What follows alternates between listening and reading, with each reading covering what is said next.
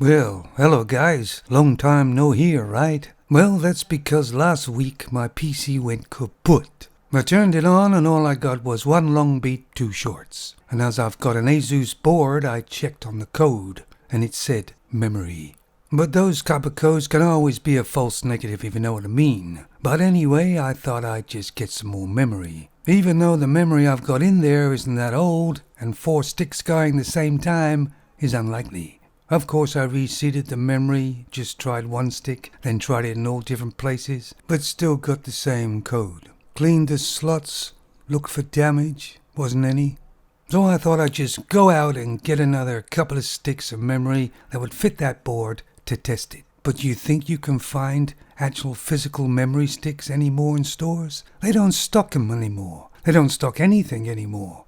So I wasted about at least an hour and a half, 2 hours looking for memory sticks, but to no avail. So I had to order it online and wait 2 days for it to arrive. Then I thought I'd order a PSU, a power supply as well, because the power supply of my PC was quite old. It's a Corsair, but you never know. So 2 days pass, I get the memory, I put it in and start it up. Once again, one long, 2 short beeps. Made no difference. And as my motherboard and system is quite old, I went out and got a CMOS battery as well and replaced that. But still the same. I also ordered a power supply online that would be here in about a day and a half. But I was always suspecting it was the motherboard. But because my motherboard's quite old, where would I get one? Well, I checked on eBay. And there was quite a few of these motherboards on eBay. That's the Asus P8Z77V. But considering how old they are, they seem to have held their price. But I finally found one at a reasonable price, and it came with a CPU as well, and a heatsink fan on top. But the CPU wasn't as fast as mine, so I was going to change it over anyway. But then there's the problem, of course. The person used Irvi. That would be the delivery company, which is actually rebranded from Hermes. Hermes was a terrible delivery company, so's Irvi. So it's supposed to be a 2-day delivery, but instead it was a 4-day delivery. Because Irvi only counts the days when they've actually got it at their depot. So if they leave it at the store where it was dropped off, it's not their problem. Anyway, it came very well packaged, I must say. And it had a heatsink and CPU already installed, which I left on there for now. And I put the board in, hooked everything up, and turned it on.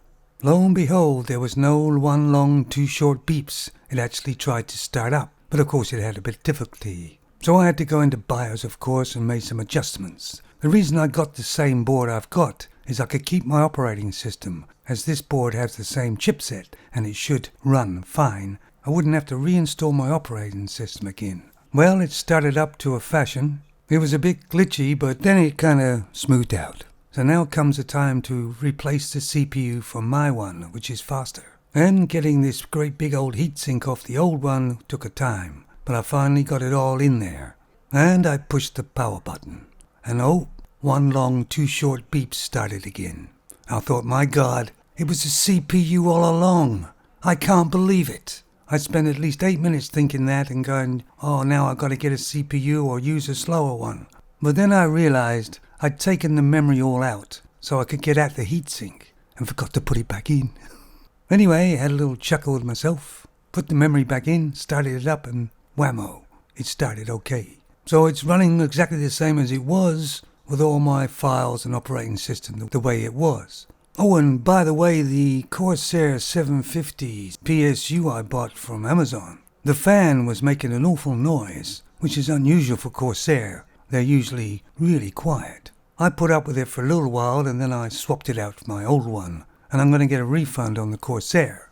And I told the seller what the problem was, and they sent me a link, to print a return label like usual. But then I took a look at the return label and it says, postage required. What? I'm expected to pay the return post for this Corsair power supply because it's faulty. Anyway, I've got on to Amazon and it's still pending that I shouldn't have to pay anything to return this faulty item. So the thumbnail is my PC actually bare bones, being stripped out, waiting for the new board to arrive. Well, the old board. It's kind of funny because I've spent some money and I still haven't made any upgrades. It's exactly the same as it was. I do have a kind of a high-end i7. I did actually think of forgetting about it and just upgrading the whole system. But have you seen prices of computer parts today?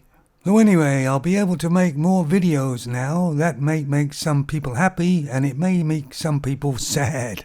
I don't know, when a guy's got a PC and you got it all open like this, it's almost like getting in his pants.